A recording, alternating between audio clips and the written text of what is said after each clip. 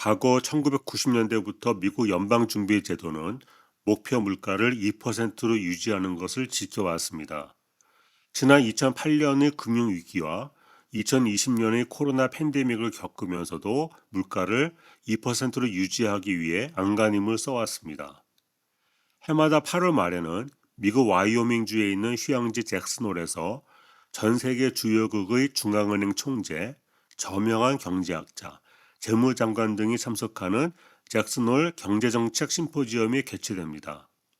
올해의 심포지엄에서는 연준 의장인 제롬 파월이 그가 직접 5년 전에 발표한 평균 물가 목표제를 포기하고 새로운 통화 정책 프레임을 선언했습니다.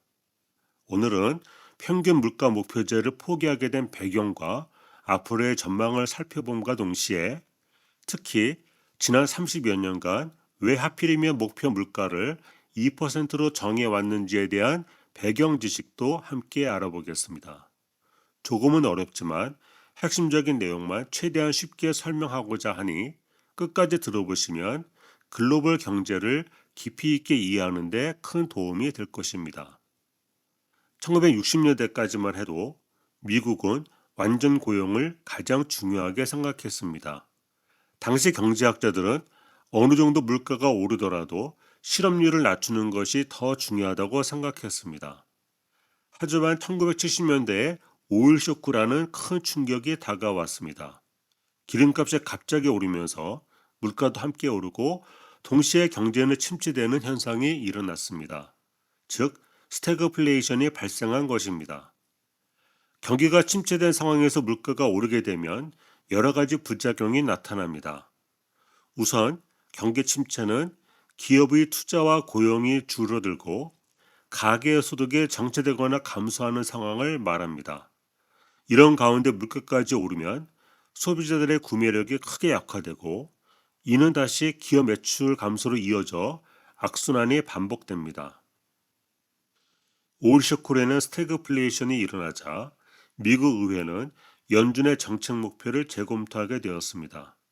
그 결과 1977년 연방준비법 개정을 통해 연준의 임무에 최대 고용 목표가 공식적으로 추가되었고 이는 연준의 이중 책무, 즉 고용 안정과 물가 안정의 법적 근거가 되었습니다.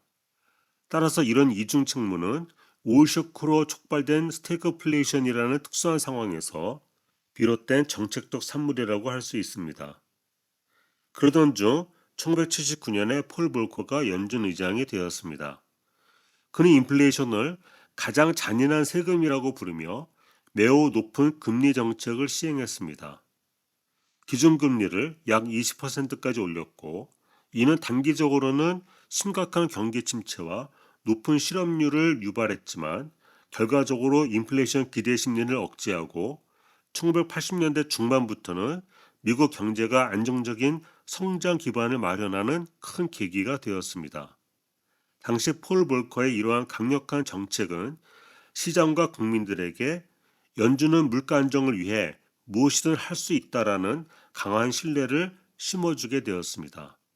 이것이 바로 오늘날의 물가 안정 목표제의 철학적인 기초가 되었습니다. 미국의 이런 상황을 지켜본 많은 나라가 물가 안정 목표제를 도입하게 되었습니다. 1989년 뉴질랜드를 시작으로 캐나다, 영국, 호주 등 여러 나라의 중앙은행들이 물가 안정 목표제를 도입하게 되었고 이제 이 제도는 전 세계의 통화 정책 표준이 되었습니다. 그런데 여기서 중요한 건 과연 어느 정도의 물가 목표가 적정한가에 대한 것이었습니다. 다른 나라들과 달리 오히려 미국 연준은 물가 목표를 공개하는데 매우 신중했습니다. 1996년 앨런 그리스판 연준 의장과 제닛 앨런 이사가 논의해서 내부적으로는 2%를 목표로 정했지만 그린스판은 이를 공개하지 않았습니다.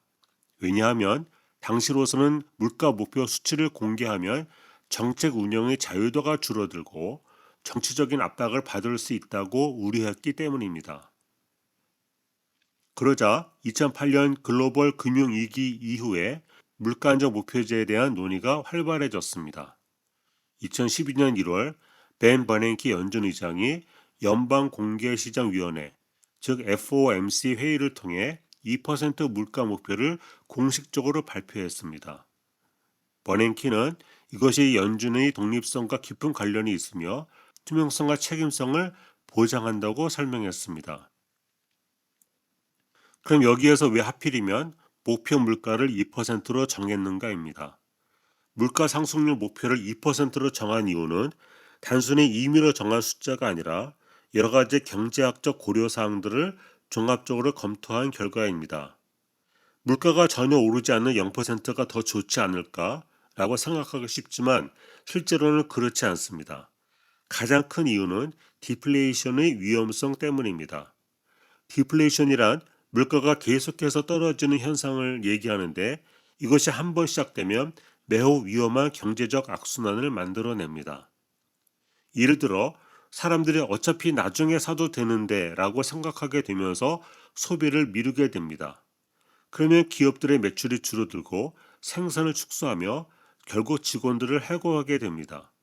실업이 늘어나게 되면 사람들의 소득이 줄어들어 소비가 더욱 감소하고 이는 다시 물가 하락으로 이어지는 악순환이 반복됩니다. 일본이 1990년대부터 겪었던 것이 바로 이런 디플레이션 함정에 빠진 대표적인 사례입니다. 두 번째 중요한 이유는 중앙은행의 통화정책 운용 여지를 확보하기 위해서입니다. 중앙은행의 경기를 조절하는 가장 핵심적인 도구는 기준금리인데 목표 물가 상승률이 0%로 하면 금리를 조정할 여지가 그만큼 줄어들게 됩니다. 금리는 0보다 작은 마이너스로 내리기가 매우 어렵습니다. 이를 경제학에서는 제로 금리 하한, 즉 제로 로어 바운드, ZLB라고 부릅니다. 즉 다시 말해서 만약 물가 상승률이 0%라고 한다면 명목금리도 매우 낮은 수준에 머물게 되고 경기 침체가 발생했을 때 금리를 내릴 수 있는 여지가 거의 없어집니다.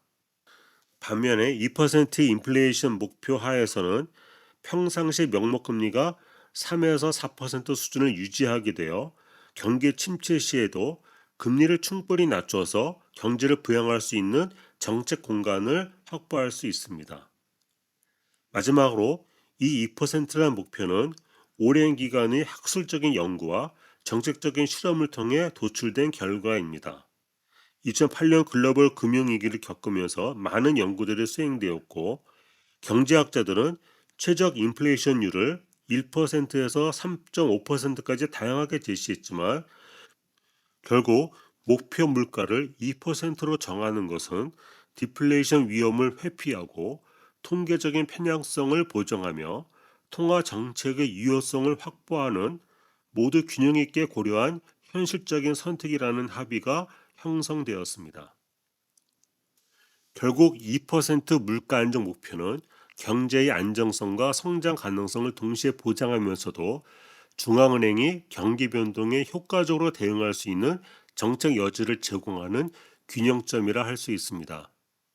가장 완벽해 보이는 0%보다는 다소 높지만 훨씬 안전하고 실용적인 2%를 선택한 것이 바로 이런 복합적인 경제학적 고려의 결과입니다. 여기에서 우리는 지난 2010년대 이후에 소위 3조 현상을 살펴볼 필요가 있습니다. 2008년 글로벌 금융위기 이후 미국 경제는 저성장, 저물가, 저금리라는 3조 현상이 구조적으로 굳어졌습니다. 먼저 금융위기 직후 미국의 실질 GDP 성장률은 2009년 마이너스 2.6%로 급락했고 이후에도 회복은 더뎌서 연평균 성장률이 2% 안팎에 머물렀습니다. 금융위기 이전 3에서 4%대 성장률과 비교하면 확연히 낮은 수준이었습니다. 인플레이션은 연준의 목표치인 2%를 지속적으로 밑돌았습니다. 2010년대 대부분의 기간 동안 물가 상승률은 1에서 1.5% 수준에 머물렀고 2015년에는 국제유가 급락 여파로 CPI가 0.1%까지 떨어져 사실상 디플레이션 우려가 제기되기도 했습니다. 연준은 기준금리를 0에서 0.25%까지 내렸고 이후 2015년까지 약 7년 동안 사실상 제로금리 상태가 이어졌습니다. 이처럼 미국 경제는 경기 회복은 더디고 물가는 오르지 않으며 금리는 낮은 상태가 고착화 된 뉴 노멀 국면에 들어섰습니다. 그러던 중 2020년 3월 코로나 팬데믹이 전 세계를 강타했을 때 세계 경제는 순식간에 얼어붙었습니다. 사람들은 집에 있어야 했고 기업들은 문을 닫았으며 실업자가 급증했습니다. 이런 전례 없는 상황에서 연준은 매우 강한 조치를 취했습니다. 연준은 3월 3일 기준금리를 0.5%포인트 전격 인하한 후 2주도 채 지나지 않은 3월 15일에는 금리를 1.0%포인트 인하해 기준금리를 0% 가깝게 낮추었습니다. 더 중요한 것은 연준이 무제한 양적 완화라는 전례 없는 정책을 시행했다는 점입니다. 2020년 한 해 동안만 연준은 약 4조 달러에 가까운 자산을 매입하면서 시중에 이동성을 공급했습니다. 그해 2020년 8월 27일 제롬 파월 연준 의장은 잭슨홀 심포지엄에서 역사적인 발표를 했습니다. 바로 평균 물가 목표제를 도입한다는 것이었습니다.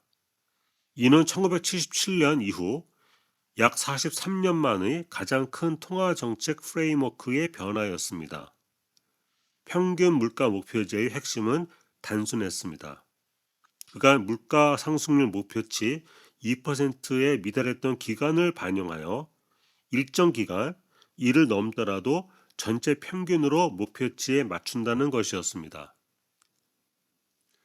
즉 기존의 매년 2%를 달성하자에서 여러 해 평균이 2%가 되도록 하자로 바뀐 것입니다. 구체적으로는 물가 상승률이 일정 기간 2% 목표를 밑돌았다면 향후 일정 기간 2%를 상회하는 것을 용인하여 평균적으로 2%를 달성하겠다는 것을 의미한 것입니다. 당시로서는 연준의 금리 인하와 양적 완화가 물가에 미치는 영향이 제한적일 것으로 판단했기 때문입니다. 이런 정책 변화는 물가에 대한 비대칭적인 접근이라는 점에서 혁신적인 개념으로 받아들여졌습니다. 그러나 2021년 하반기부터 경제 상황은 급변하기 시작했습니다. 백신 보급에 따른 경제활동 재개로 억눌렸던 수요가 폭발적으로 증가하는 한편 글로벌 공급망 차질과 러시아 우크라이나 전쟁으로 인한 에너지 가격 급등 그리고 노동력 부족에 따른 임금 상승 압력 등 복합적 요인이 겹치면서 인플레이션이 예상보다 급격히 상승했습니다. 2022년 6월 미국의 소비자 물가 상승률은 9.1%에 달해 40년 만에 최고치를 기록했습니다. 이는 인플레이션이 일시적인 현상일 것이라는 예측을 완전히 벗어난 것이었습니다. 이에 연준은 2021년 말 테이퍼링을 시작으로 2022년 3월부터는 제로 금리 정책을 종료하고 기준금리 인상에 돌입했습니다.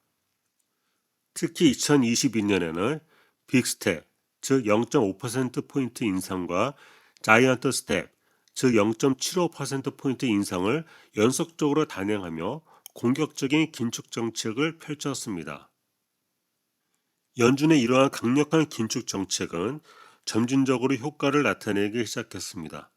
2023년에 들어서면서 인플레이션이 서서히 둔화되기 시작했습니다.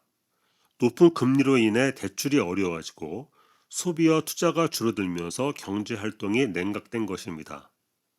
장기간의 고금리 정책과 양적 긴축으로 미국의 소비자 물가 상승률은 둔화세를 보이기 시작했고 2024년 6월에는 3.0%로 낮아졌습니다. 2024년 9월 18일 연준은 드디어 30개월 만에 금리 인하를 시작했습니다. 연준은 0.5%포인트를 한 번에 내리는 피컷을 단행해 기준금리를 4.75에서 5.0%로 낮췄습니다. 연준이 피컷을 결정한 이유는 두 가지였습니다. 첫째는 물가 상승이 많이 줄어들었고 둘째는 고용시장이 식어가고 있었기 때문입니다. 2020년에 도입했던 평균 물가 목표제는 예상과 전혀 다른 결과를 가져왔습니다. 연준은 과거에 물가가 낮았으니 일시적으로는 2%를 조금 넘겨도 괜찮다고 생각했지만 실제로는 온건한 초과가 아닌 급격한 폭발이었습니다. 파월 의장은 나중에 이를 의도적이고 온건한 초과가 아닌 급격하고 의도치 않은 폭발이었다고 말하면서 정책적 오류를 인정했습니다. 평균 물가 목표제의 실패는 여러 이유에서 비롯되었습니다. 연준이 평균 물가 목표제라는 거대한 담론을 제시했지만 이를 어떤 방법으로 실행에 옮길 것인지에 대해서는 언급하지 않았습니다. 물가 오버슈팅에 대한 기준이 모호하고 평균 물가가 적용되는 기간의 출발점은 언제로 보아야 하는지가 쟁점으로 남았습니다. 또한 우크라이나 러시아 전쟁으로 인한 공급망 차질과 에너지 가격의 급등, 노동시장의 구조 변화 등은 평균 물가 목표제가 고려하지 못한 요인들이었습니다. 금년 2025년 8월 제롬 파월 연준 의장은 잭슨홀 연설에서 2020년 도입했던 평균 물가 목표제를 공식적으로 폐지했습니다. 즉 2% 물가 목표를 중심으로 양방향에 대해 대칭적 편향을 갖는 방식으로 회귀했습니다. 이는 물가 상승률이 2%를 초과하는 경우에 과거보다 훨씬 민감하고 적극적으로 대처하겠다는 의지를 보여주는 것입니다. 연준의 확고한 입장은 어떤 일이 있어도 일회적인 물가 수준 상승이 지속적인 인플레이션 문제로 이어지도록 허용하지는 않을 것이라는 확고한 입장을 표명하는 것이었습니다. 이번 잭슨홀 연설에서 파월 의장이 중요하게 언급한 대목이 바로 중립금리에 관한 것이었습니다. 파월 의장은 중립금리 수준이 생산성, 인구 통계, 재정 정책 등 저축과 투자 균형에 영향을 미치는 요인들의 변화로 인해 2010년대보다 높아졌을 수 있다고 언급했습니다. 여기서 중립금리라는 것은 경기를 부양하지도 위축시키지도 않는 경기가 균형 상태일 때의 이상적인 금리 수준을 말하는 것으로서 경제가 잠재 성장률을 달성하는 데 물가도 안정적인 상태를 유지하는 아주 이상적인 금리를 나타냅니다. 과거 글로벌 금융위기 이후인 2010년대의 뉴 노멀 시대, 즉 저성장, 저물가, 저금리 시대에서 현재는 큰 충격 발생 시 인플레이션 상황이 매우 빠르게 변할 수 있다는 것을 확인한 시대로 전환되었습니다. 중립금리가 높아졌다면 정책금리가 긴축적 영역에 머무는 기간이 길어질 수 있습니다. 이러한 새로운 프레임은 단기적인 금리 인하 가능성에도 불구하고 궁극적으로 더 높은 금리를 더 오래 유지하겠다는 연준의 장기적인 기조를 재확인하는 역할을 합니다. 여기에서 우리가 눈여겨볼 부분이 있습니다. 올해 2025년 1분기 미국 GDP는 전년 동기 대비 2% 증가했으나 내부적으로는 구조적인 변화가 진행 중에 있습니다. 즉 고용시장 증가세가 둔화되면서 파월 의장이 우려한 고용 리스크의 하방 압력이 현실화되고 있으며 트럼프 행정부의 이민정책 강화로 노동력 공급에 변화가 나타나고 있습니다. 또한 지난 4월 5일부터 시행된 모든 수입 상품 10% 기본 관세율로 인해 상품 가격이 상승하기 시작했습니다. 특히 주목할 점은 핵심 소비자 물가, 즉 코어 PCE가 여전히 연준의 목표치인 2%를 크게 상회하며 2.9%에 머물러 있다는 것입니다. 이는 연준이 예상했던 것보다 물가 하락 속도가 더디다는 것을 의미합니다.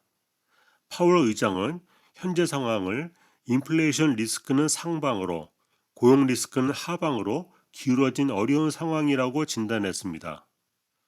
성장 및 고용 지표의 약화 속에서 물가 상승 압력이 지속되는 이중적 과제로 연준이 통화 정책의 딜레마에 놓여 있으며 통화 정책만으로는 무역이나 이민 정책과 같은 구조적 변화에 대응하는 데는 한계가 있다는 것입니다. 파월 의장은 트럼프 대통령의 금리 인하 압박에도 불구하고 연준의 독립적인 의사결정을 강조했습니다. 그의 발언은 외부의 정치적 압력에 굴하지 않고 오직 데이터에 기반한 판단을 내리겠다는 연준의 제도적 신뢰성을 재확인했습니다. 이번 잭슨홀 연설에서 파월 의장은 현재와 같이 통화 정책이 긴축적인 영역에 있는 상황에서 기본적인 전망과 위험 균형의 변화에 따라 정책 기조를 조정해야 될 수도 있다라고 밝히며 오는 9월의 금리 인하 가능성을 열어두었습니다. 그러나 동시에 통화 정책이 사전에 정해진 경로로 움직이는 것은 아니다라고 강조하며 연방공개시장위원회 위원들은 오로지 데이터와 그로 인한 전망 및 위험 평가에 기반하여 결정들을 내릴 것이라고 밝혔습니다. 이는 연준의 통화 정책이 정치적인 압력 등으로부터 독립적으로 행사된다는 것을 의미합니다.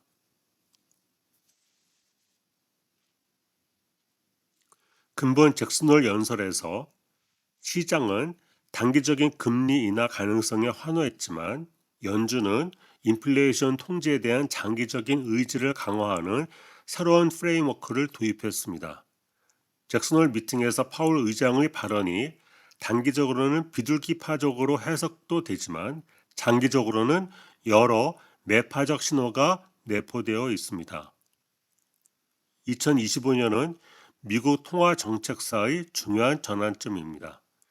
연준은 평균 물가 목표제를 폐지하고 대칭적인 물가 목표제를 채택하며 2008년 금융위기 이후 저물가 시대의 종료를 선언했습니다.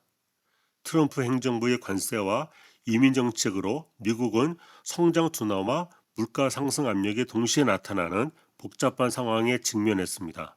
특히 구조적 변화와 지속되는 인플레이션 압력으로 중립금리의 상승 가능성이 대두되고 있습니다.